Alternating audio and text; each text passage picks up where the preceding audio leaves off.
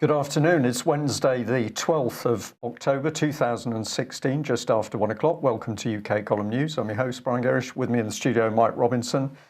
We are going to be joined by live video Skype link by Vanessa Beeley.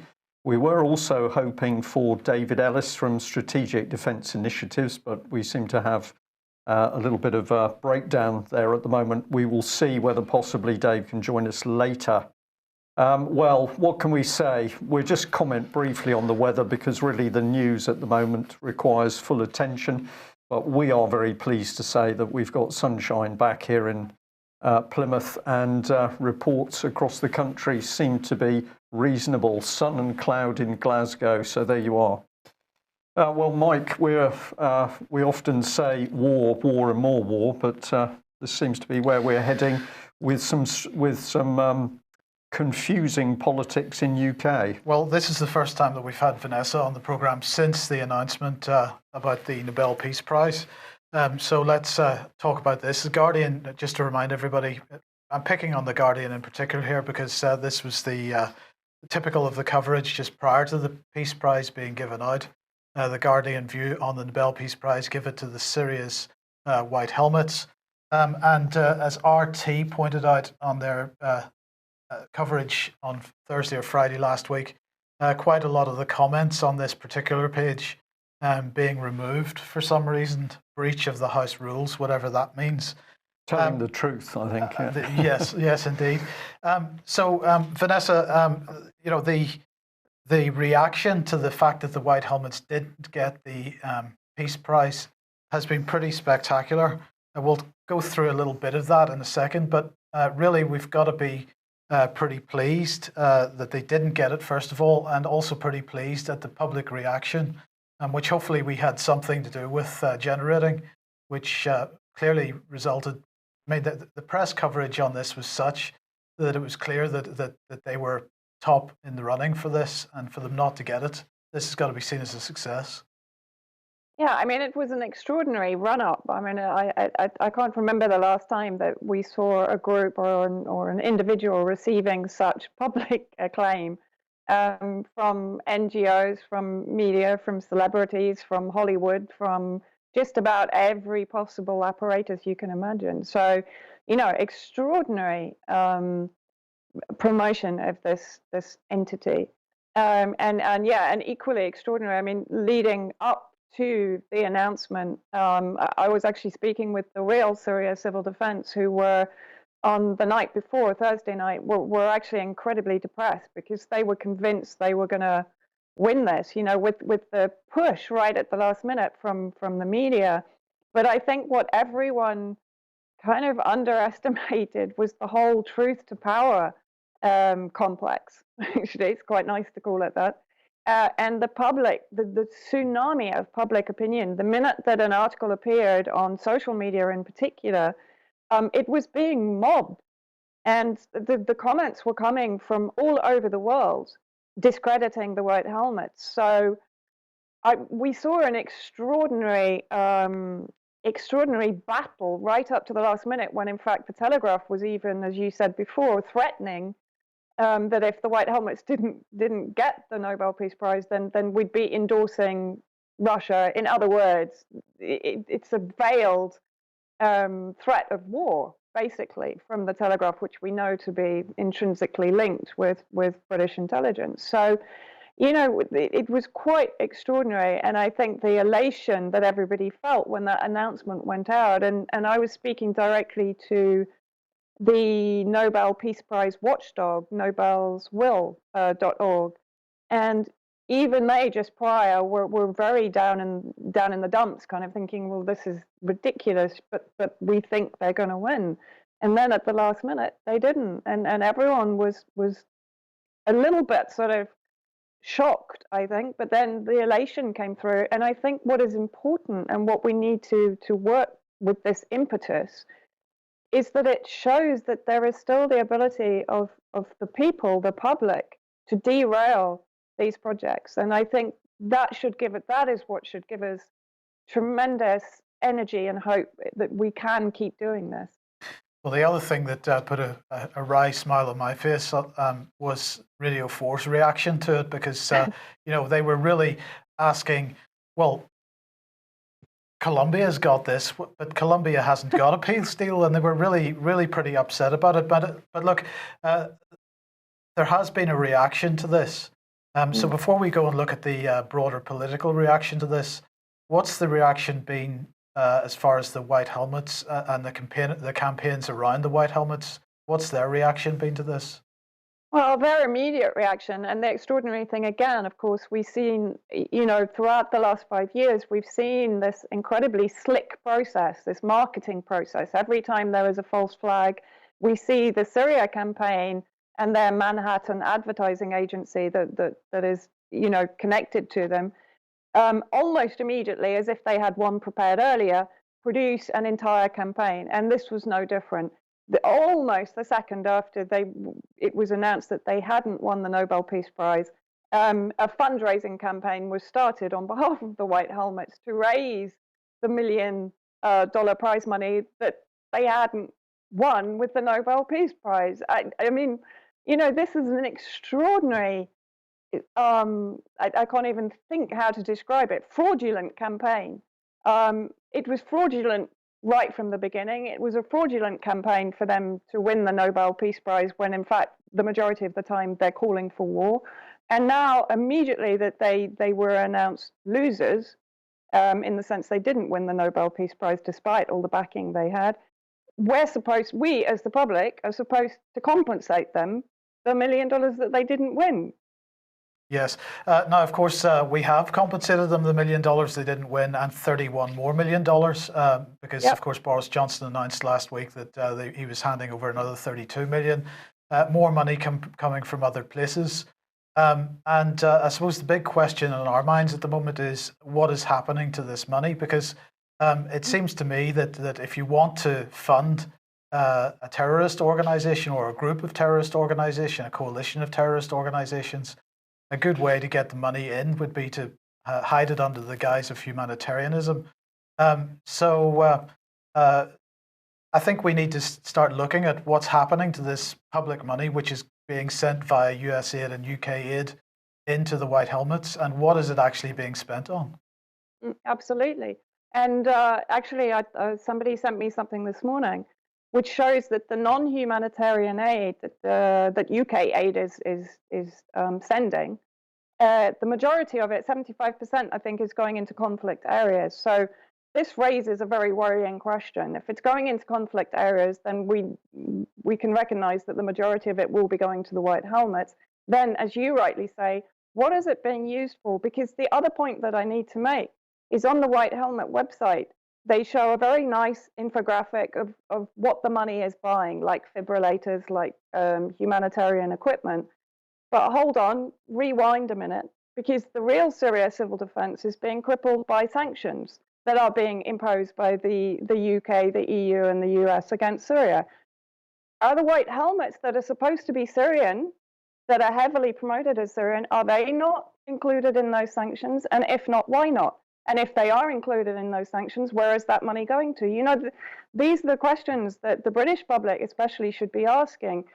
We have a total now of probably around 65 million that Britain has poured into the White Helmet coffers. Vanessa, I just add to that. Of course, we should remember it was published in several of the UK mainstream papers, but when the Libya crisis was escalating, we had a report that David Cameron and William Hague had been instrumental in getting a sum. If I remember from the top of my head, I may be wrong, but it was about £234 million was suddenly produced, and they were boasting that this was going to be actually pushed into Libya in notes. So we can see this in other war zones, that you either need to get the weapons in, or you've got to get the money in so that the terrorists can buy the weapons themselves. So I think we're really starting to see the truth coming up to the surface here. And the other thing is that in trying to protect the White Helmets and to shed the crocodile tears that they didn't get the award, we can see how these organisations are being manipulated in order to support them. So an added bonus is we start to see the hidden hand of these non-government organisations collaborating. And in fact, we're investigating now even deeper because you're quite right. It's almost with each failure in their project, let's say, they're revealing their hand. You know, they revealed it when the Netflix film was attacked. They revealed an awful lot then out of a reaction against a certain failure in their marketing program for that. And now I still believe this was a big failure for them not to win the Nobel Peace Prize. And so what we've seen over the last few days is a lot of revelations, a lot of people coming forward to defend that were not there before. And when we dig a little deeper, we find out exactly who they are, who they're connected to, and it's taking the net even wider. So thank you, guys. You know, you're helping our investigation here. Okay, well, of course, we do want to find out what's happening with this money. So freedom of information requests into the British government, but you also wanted to highlight Ask the EU, which I suppose is a bit like what do they know, is it?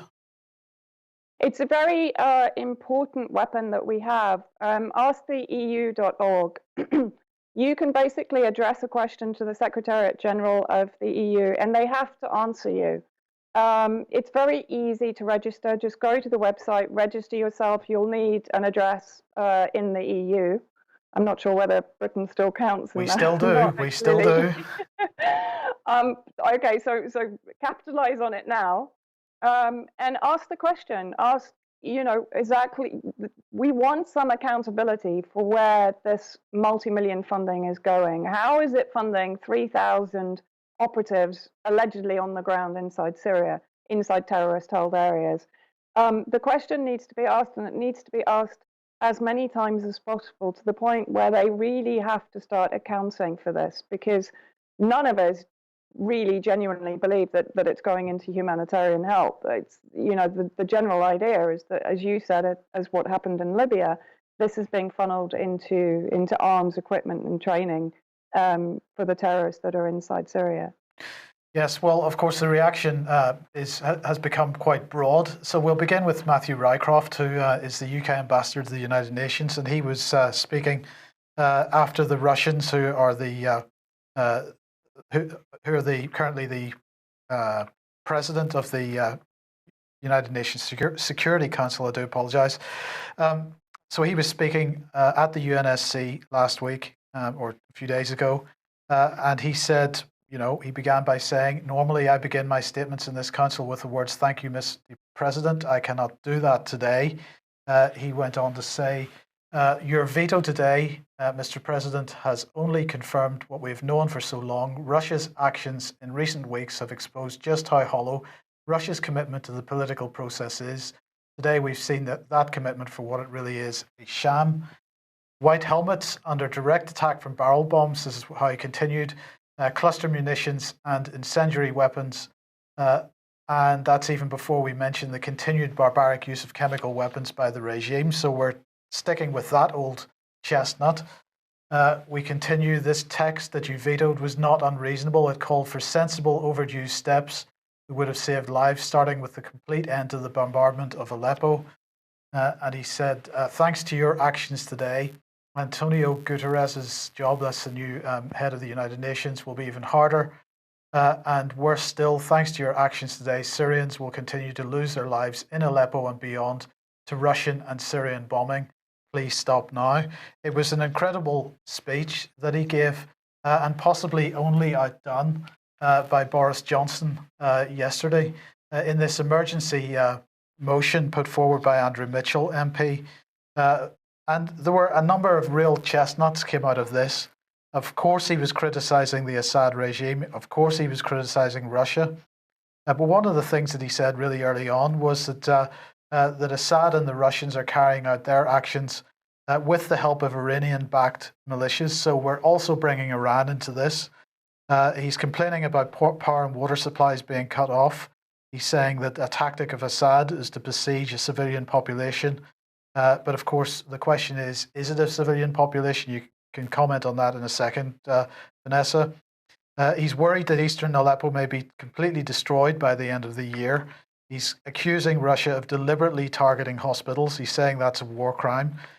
He said that if Putin wants to see Russia as being, a fantastic global player and whatnot, that he actually risks it with his current actions, being his ideas being turned to ashes. Turned to ashes was a pretty strong comment. He did go on to say, in the face of international contempt for what's happening, but the phrase "turned to ashes" I thought was really pretty strong. Of course, he praised the White Helmets in this. He commented on £2.3 billion of aid going into Syria, White Helmets getting their share of it, and of course the main thrust was for no-fly zones. He said that they had to have innovative ways of getting aid into Aleppo. He said that we had to increase sanctions on Assad and Russia. But then he went on to say there's no commensurate horror, it seems to me, amongst some of those anti-war protest groups. And he said, I'd certainly like to see demonstrations outside the Russian embassy. Where is the Stop the War coalition at the moment? Where are they? Well, actually, Vanessa, that is quite a good question. Where are they? But I mean, they shouldn't really be outside the Russian embassy, it seems to be. If you take Matthew Rycroft's comments and Boris Johnson's comments and some of the other actually quite more extreme comments that were made by other members of parliament yesterday, we are looking at calls for us to start shooting down Russian aircraft. The Stop the War coalition should be out, I think, but not outside the Russian embassies, outside parliament. No, I mean, we've covered a lot of the Aleppo situation in depth, and I won't sort of go too far into that. But this is horrendous brinkmanship and projectionism going on here, because we know for a fact about power and water supply. West Aleppo, which contains or is giving refuge to 1.5 million civilians, Syrian civilians.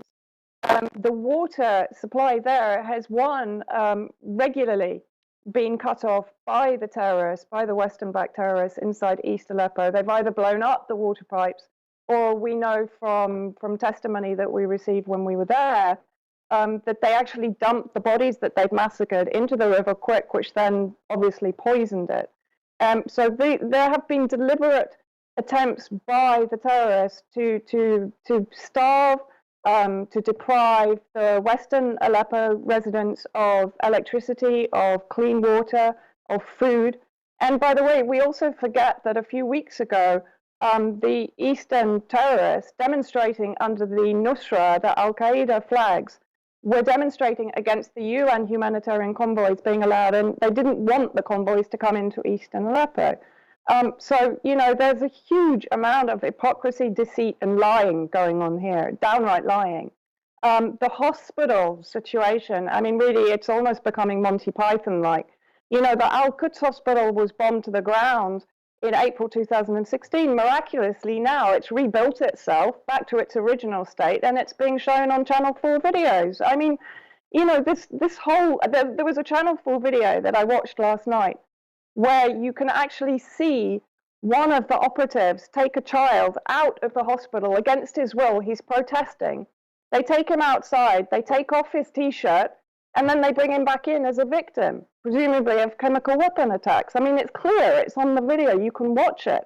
This is sheer theatre and war drama going on here to facilitate further military intervention in Syria, to facilitate the no-fly zone, which we know as the we fly, you don't zone, which is going to, even Clinton has admitted, if the no-fly zone is allowed, goes through, it will mean that more Syrian people will die.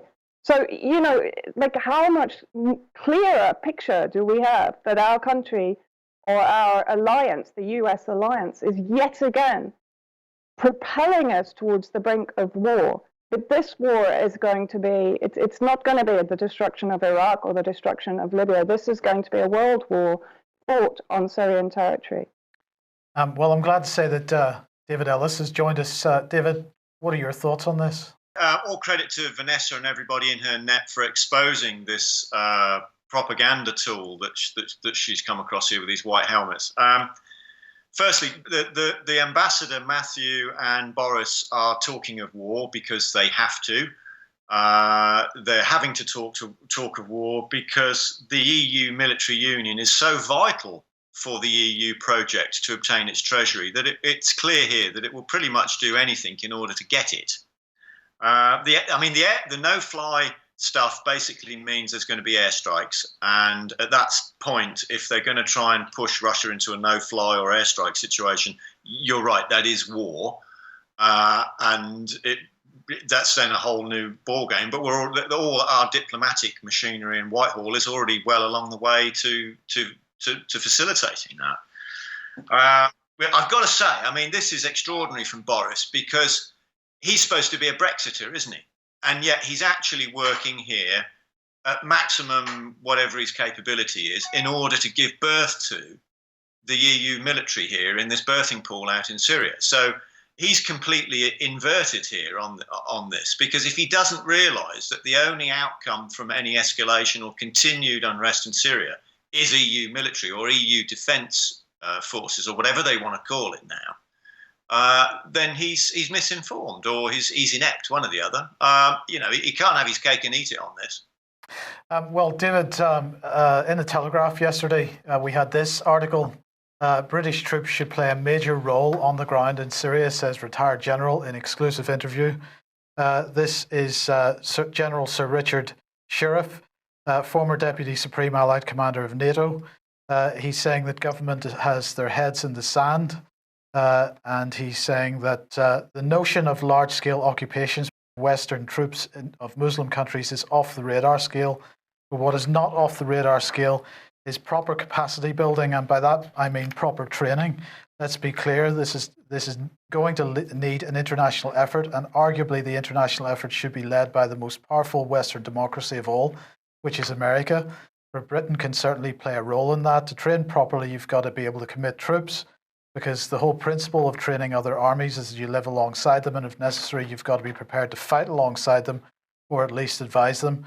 It's absolutely the direction of travel we should be going in. You either sit on the sidelines on your hands and say, isn't it terrible, as we see even more ghastly scenes on our TV screens, or we say, we've got to do something about this. And then he goes on to say, however, be under no illusions about how difficult imposing a no-fly zone is. The Syrians have very effective Russian-supplied air defense systems, and that will require a major effort to suppress. But it is quite incredible, the rhetoric from this man. Do you know him, and what are your thoughts on what he's been saying here? Yeah, we spoke. We've communicated on this subject many years ago of the defence cuts that we've seen here in the UK. I made my feelings known that I viewed that as cuts in order to join EU military union, or as Sir Fallon's now calling it, defence union. Since then, his board at Strategia Worldwide has grown substantially. He's got Peter Hain on there, ex-Labour Defence Minister, and an entourage of big-hitting third sector NGO type people. He's arguing for war. So you could, on the one hand, say that, well, a general would, wouldn't he? Because that's his job. But where I completely disagree with Richard Sheriff's position on this, because what the only outcome of an escalation or interaction or conflict in Syria will be the formation of EU military union, which will be under single point budgetary control from Brussels. So the implication for that upon Her Majesty's Armed Services will be that they no longer have control of their own budgets or policy. So they will but be consumed to be a component within EU military, or a regiment, or a brigade within the EU military. So Britain as a nation will lose control of its military. It's as simple as that. So his course will not bring about, I believe, a sensible solution for Britain as a country, if we wish to stay as a country, or the people. I frankly believe that, put to the people, do they wish to support EU military union? They would say no. So I disagree with any conflict here with Russia. And I certainly don't, I'm not having a bar of any of this propaganda that we're seeing with the white helmets and all the rest of it. So, when you put it all together, you can see the mix of what's actually trying to be achieved, which is support the euro and the eurozone as a currency by obtaining its treasury via obtaining military union. And they're going to use Syria as the birthing pool and talk up how big bad Russia is. So fundamentally, if Russia was so bad, why did we cut through the bone our military in 2010? I'd like an answer from somebody. Well, David, with a smile on my face, I say, isn't this an interesting question? I couldn't get him into today's news, but one of the local MPs who's been speaking out, calling effectively for war on Russia, is Ben Bradshaw, the very man whose boast was, while he was a reporter with Radio 4, he announced the Berlin Wall coming down. And according to Ben Bradshaw, that was the end of the problem. Those nasty Soviets, the Russians, had gone away. And now suddenly he's squealing because, according to him, some big bad bear has popped out of nowhere.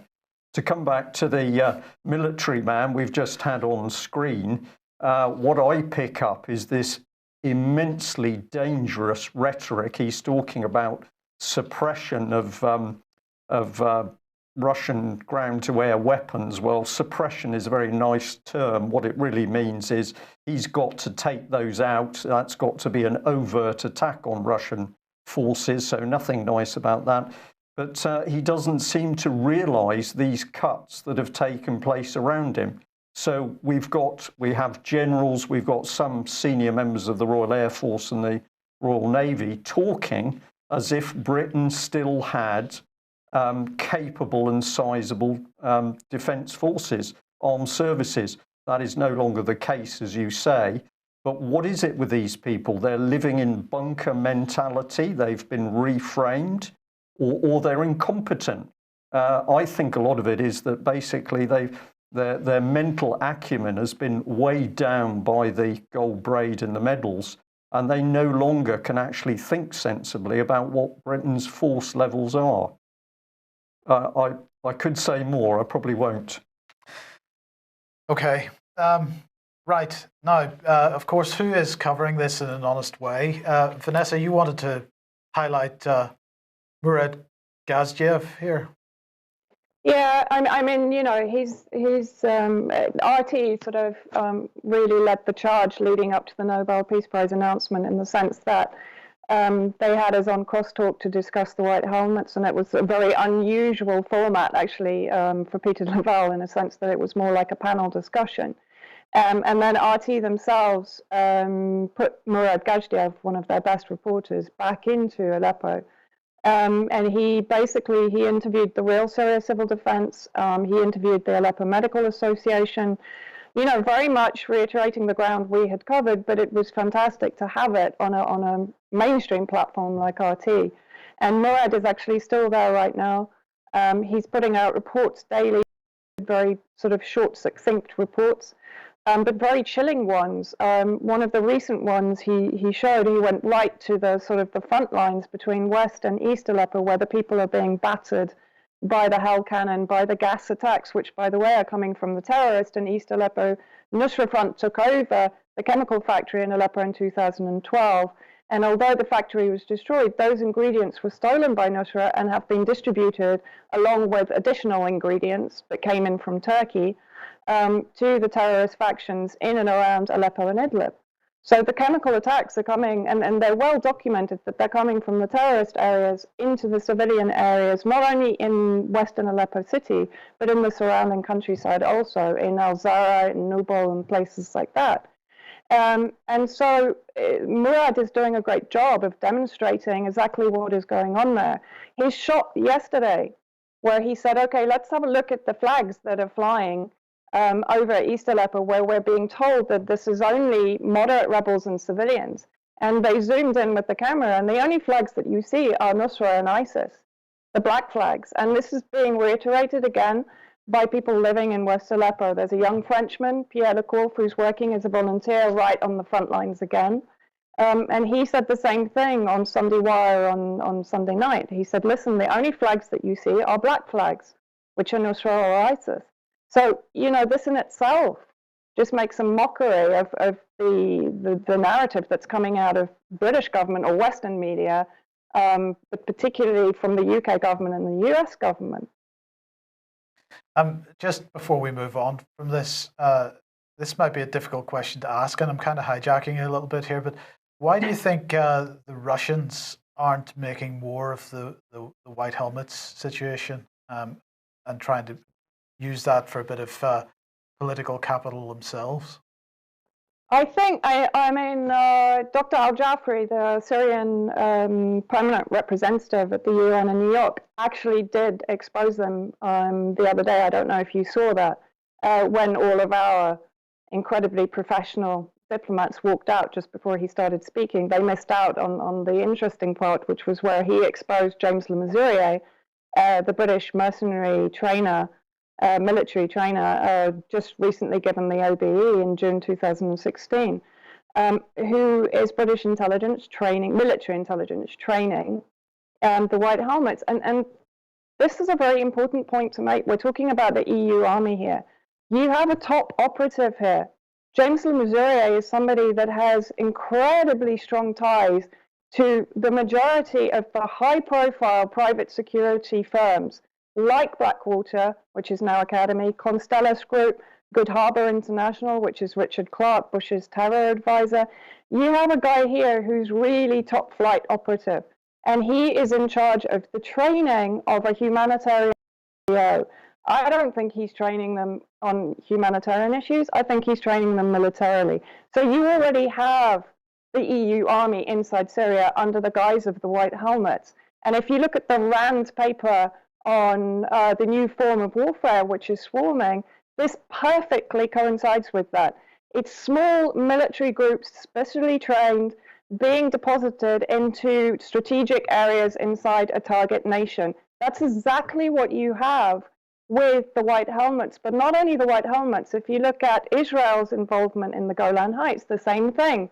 Al-Qaeda operatives there are operating on behalf of Israel as the swarming army. They're taking up positions in specific areas in the Golan Heights, and they're defending them on behalf of Israel. In the north, you have the same thing with so-called Free Idlib Army, it's now called, which consists of three groups that are the most heavily funded by the CIA and equipped with probably the most sophisticated weaponry and missiles. I'm sorry, and Vanessa, we heard today that they are hoovering up so-called defectors from ISIS at the moment. Yeah, absolutely. This is part of the plan, and we're seeing a very, the war is being staged. The no-fly zone is just the next step, but the forces are on the ground. They've been on the ground for some time now, certainly since 2013, when the White Helmets started to be formed. Yeah. Vanessa, that appears to be very accurate analysis to me. And of course, if you're going to have these swarming groups, if you're going to use people under the guise of aid, you need the professionals in behind them. I put out a tweet yesterday, which was to remind people, of course, that British special forces have been on the ground in Syria for some time. I pointed out that former Conservative Prime Minister David Cameron had lied to the British nation yet again, because, of course, what was he saying? No troops on the ground. We then discover, with the help of the BBC, that obviously there's a significant presence of British special forces. And what will they have been doing? They will have been working to train, communicate and coordinate with these groups which are acting with the terrorists. So we've got senior elements of the British military being used to put this together, and it's been done under our very noses, so not reported by the mainstream press till the last moment, but now we can see with the advantage of hindsight. I'll just bring in this one. This was a report from Press TV. Now, this story came out of a Canadian journalist, apparently, but he had taken photographs of American warplanes. The bottom right one is a genuine Russian aircraft, but the others are American warplanes, but painted out very much in colours to mimic the Russian aircraft. Now, they were saying, is this a conspiracy? Are these aircraft to be used in Syria, or in the Syrian theatre at least? I say, well, that is possible, but of course, the Americans have used aircraft in Russian colour schemes for training for many years, so we have to be a little bit careful on what's going on here, but this may indicate something untoward. We just remind our viewers and listeners, Mike covered this a couple of days ago, but it was the Russian Defense Ministry, a gentleman called Igor Kanashenkov, and he was talking about hotheads. And he said he drew attention of hotheads that after a strike on Syrian troops by planes of the coalition on September 17, we've taken all necessary measures to rule out any such mistakes against Russian military and military facilities. And there is the equipment on screen, the S-400 missile systems, which the Russians have now brought in. They are not messing around. Well, this is the key point, because the Duran at least is asking, has there been a reaction? So we have Josh Earnest, the White House spokesman, at a press briefing said this: the president has discussed in some details why military action against the Assad regime to try to address the situation in Aleppo is unlikely to accomplish the goals that many envisaged now in terms of reducing the violence there. It is much more likely to lead to a bunch of unintended consequences that are clearly not in our national interest. Now, the point of the article is saying this seems to be America suddenly getting very cold feet now that the Russians have basically said, well, we've now put the equipment we need in position, and if you want to try it, we're ready for you. Interesting to watch this video clip, which you can find through that website, because at the start of this major press briefing, Mr. Earnest does not look at his journalistic audience. He delivers it looking down, as you can see with the screenshot I've got. And he goes on to say this: I'm not going to take any options off the table. I'm not going to be in a position of taking options off the table for the Commander-in-Chief. And that was his response when people said, well, what does that mean? He didn't really want to go there. But I would say this was a particularly sheepish press briefing. And I'm just going to throw this one in as a little oddball before I hand over. We just remind people that our very own Peter Mandelson was in the press a while back because he was busy profiting from Systema, a large Russian conglomerate. He thought the pay there was about £200,000 a year plus a share of the profits. And it's a defence technology company. So have we got senior British politicians in the background playing both sides of the argument? Playing both sides off against each other, and they're going to benefit with profit. David, I'll let you comment in on that, and maybe Vanessa would like to follow. Well, isn't that the nature of our sort of situation? He's playing, perpetrating on the one hand and playing on the other. It's so blatant now. It's just the only difficulty is getting enough people alerted and getting the message and the truth out there. Just picking up on what Vanessa said there, because it was something that come across our net a couple of weeks ago, which was the RAND Corporation commenting on EU military and the situation in Syria. Now, anybody that doesn't understand, the RAND Corporation are the premier big-hitting organisation that backs up policy and policy direction in the US and in the UK. They are a customer of Her Majesty's. Her Majesty's government is a customer of well, which way round would it be? Are they a customer or are we a customer? And one way or the other, they're intertwined. And if they're commenting on this, make no bones about it, the die's already been struck. So it's an interesting game of chess that's now out there as to whether they'll achieve their tipping point of getting their military and their treasury and precipitating with their plan and their tactic and their currency, or whether they're going to get a blood nose from Russia. Now, I mean, one thing that's probably going to come across at some stage is, we're all going to get accused of being Russian sympathisers. We're not. What we're saying is this is the situation. You make your own mind up. And this situation, if it carries on like it is, and I'll agree with General Peter Zwack on this, if it carries on, it's inherently dangerous. Something at some stage is going to go pop, and we all going to end up having to cover ourselves in factor 3 million suntan cream. That's where we're going, and it's not good. Indeed. Well, of course, the other conflict that's going on at the moment is Yemen. Saudi Arabia under still a huge amount of pressure following this particular event on Saturday, the bombing of the funeral, 140 people killed or so. Tobias Elwood, if you remember, we said had been concerned about that on Monday. He was very concerned. He was so concerned he made a phone call to the Saudis on Monday night.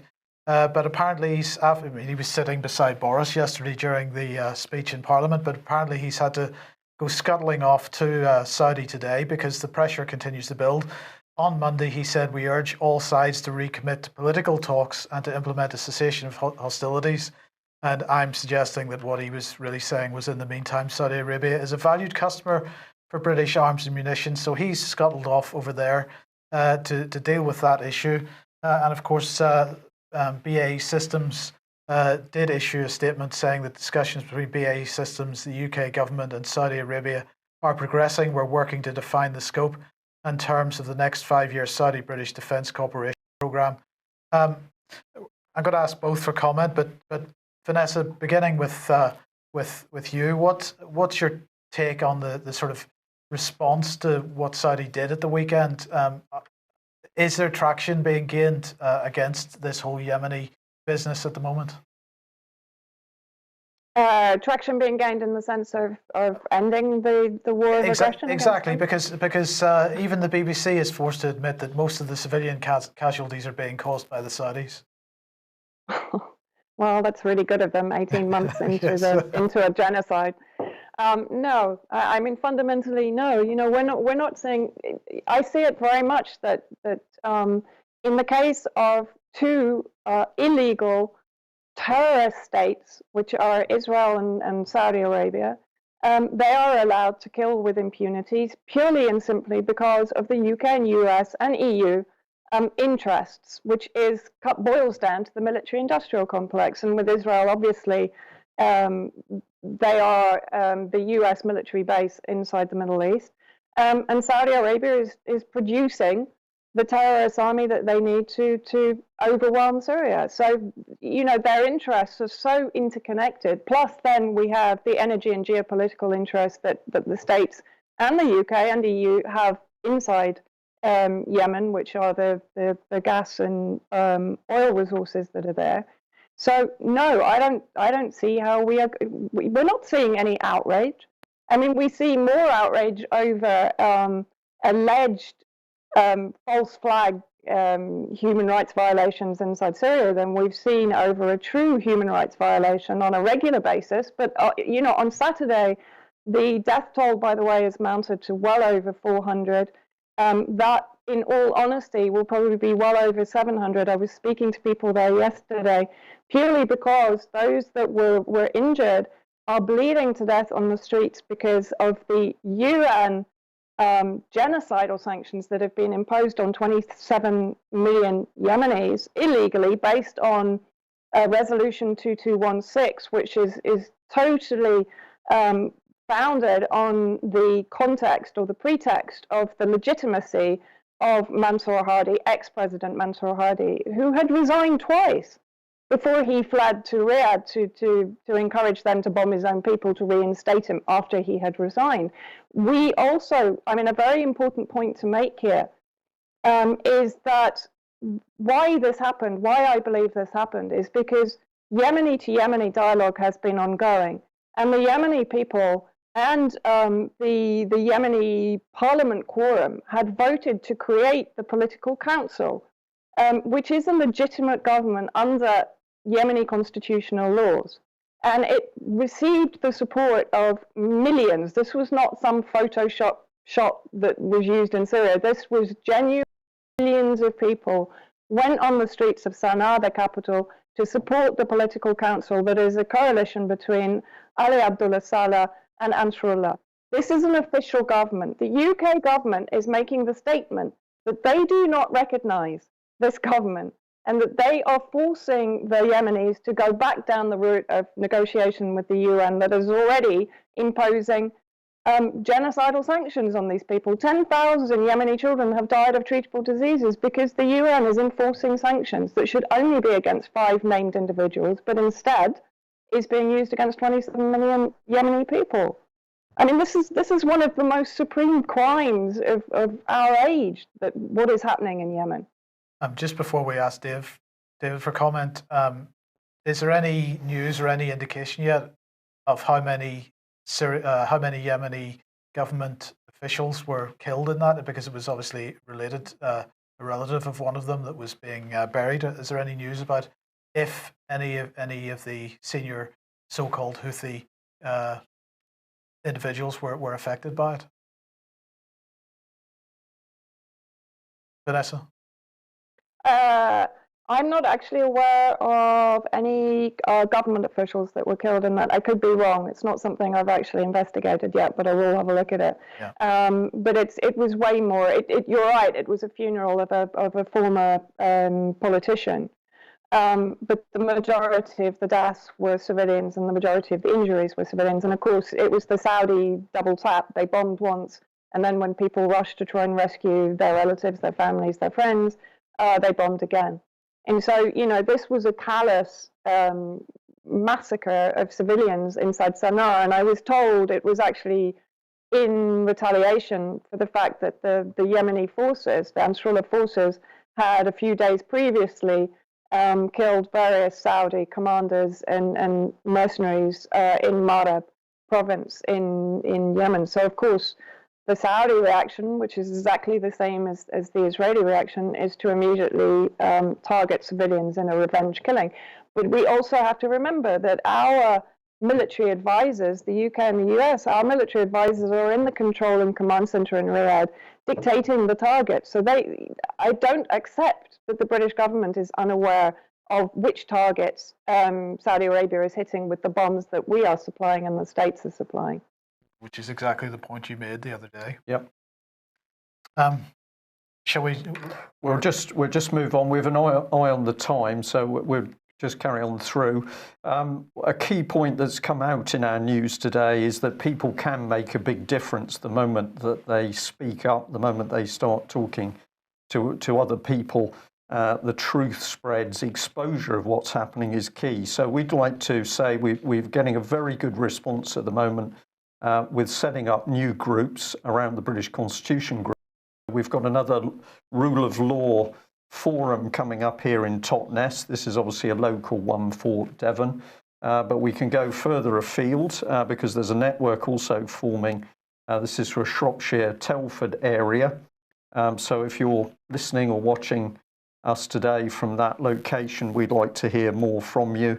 What is our aim? Our aim is, of course, to push out the truth, help educate people and get people to stand up for themselves in the right way, because we can make a difference. And we are saying ultimately, of course, that there is now a total breakdown of law and order in the United Kingdom. We're seeing that with these unlawful wars overseas, but at home we're seeing it everything from people dying in police cells or having the windscreen of their car smashed in, or indeed children simply stolen from parents by the state. So the 19th of November for that event. We should just mention that both Vanessa and David will be there. Indeed. Speaking. As speakers, both Vanessa Beeley and David Ellis will be at that British Constitution event. So if you'd like to hear them speak live and possibly meet them in person, then that Winchester event is one you should go to. And we're just going to push the little mantra here that a lot of people are becoming anxious at what they see going on around them. And we say there's one way to conquer fear, and that's to start doing something. Action conquers fear. So if you don't know what to do, start to join in with the networks. Right, we're just going to end on this one, and this is really for David to comment on, because I thought this was spectacular, because the Queen and the Duke of Edinburgh have been awarded long service and good conduct medals. This is as a result of changes that Michael Fallon has made, which now recognise the good conduct of armed forces personnel who have over 15 years experience and no blemishes on their records, apparently. So under the new rules, all serving personnel with 15 years of service get the Long Service Award, and of course they probably get the Good Conduct Award as well. And the Queen received these three medals, one each for the Royal Navy, Army and the Royal Air Force, in her capacity as Commander-in-Chief of the Armed Forces, which she has held since she took the throne in 1952. And the Duke of Edinburgh received a Royal Navy Long Service and a Good Conduct Medal with 6 bars on the ribbon in recognition of 75 years of service, apparently. So there you go, David. We are giving gongs to the most appropriate people in the country who have, of course, upheld the Constitution religiously and deserve everything they get. I'm as staggered with this. I didn't know about this. I'm as staggered with this as what I am of seeing all the heads of service on Twitter now. And one former admiral said to me that was facile. So I really don't know what to say about this with the Queen and the Duke of Ed getting themselves medals. I mean, I mean, the only thing I can say is will we have, if this is the case, will we have Her Majesty's Armed Services, the Royal Navy, the Royal Marines, the Royal Air Force, the British Army this time next year? Yes, good question. And if I may, I'll just add to that I regard this as an utter insult on the armed forces, because a lot of very good men and women work extremely hard over their 15 years service in order to receive a medal and a thank you. And I just look at the photograph of these people snickering and sneering as though this is some sort of toy. So I think this is one of the biggest insults that I have ever seen on serving men and women in our armed forces. I can actually say it sickens me. David? Yeah, well, if we're going to be dishing medals out, is Tony Blair and David Cameron, are they going to get medals for the new improved hybrid warfare that doesn't require any parliamentary scrutiny or debate or votes? So are we going to have a new medal for them as well? I think we have got a medal in mind, but we'll probably have to wait to it's made of rope. Forthcoming program to discuss that and how it will be awarded. Yes. Okay. Well, I think that brings us to close today. Vanessa, thank you very much for joining us, and similarly for your good self, David. What remarkable times we live in. What can we do? We need to continue pushing out information and the truth as we see it, and then it's up to good men and women in the United Kingdom and overseas to act upon it. And I'll end by saying we really do need your support. If you're not already a subscriber to UK Column, or you haven't made a donation to us and you're watching, we can only do this with your ongoing support. What we'd like to see is a lot more people making a regular subscription of a relatively small amount than what tends to happen is that we have peaks and troughs where somebody is very generous. It would be so much nicer if we could have a lot of people making a small contribution, which gives stability and ultimately would help us to expand the work that we're doing here. I think that's the best way I could put it.